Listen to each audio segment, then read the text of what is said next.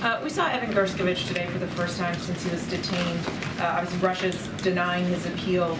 I wanted to get your reaction to that, but also ask you about. Well, actually, let me get your reaction to that first. Okay. Yeah, we do have something at the top.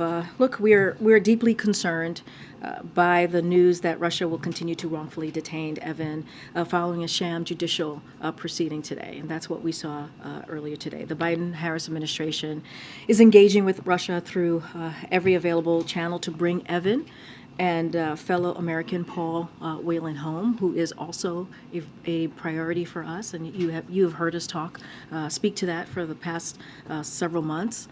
And as we have said before, the charges against Evan are baseless, and we call on Russian Federation to immediately release him. We also call for the immediate release of Paul, who has been wrongfully detained on sham espionage charges for more than 4 years.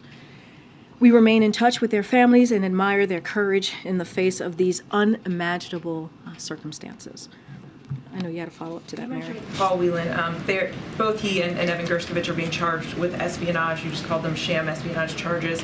Does the U.S. believe that freeing Evan is going to be just as difficult as it has been to bring Paul Whelan home, given the similarity of charges? So look, I'm not going to look. These are always challenging circumstances, right? As we have known, and we've seen this play out under this administration this past 2 years. Not going to get into hypotheticals. Not going to get into negotiations in public or from the podium. As you can understand, these are sensitive matters. So I just want to be incredibly careful from here, but don't want to get ahead of that. Just know that we are committed to bringing them both home.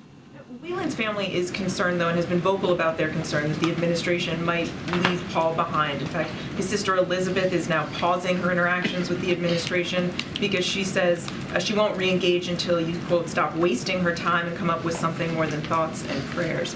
What do you say to her? I don't want to discuss private conversations or meetings or interactions between the National Security Council and families who are wrongfully detained. What I can say is this is a president who's committed to getting U.S.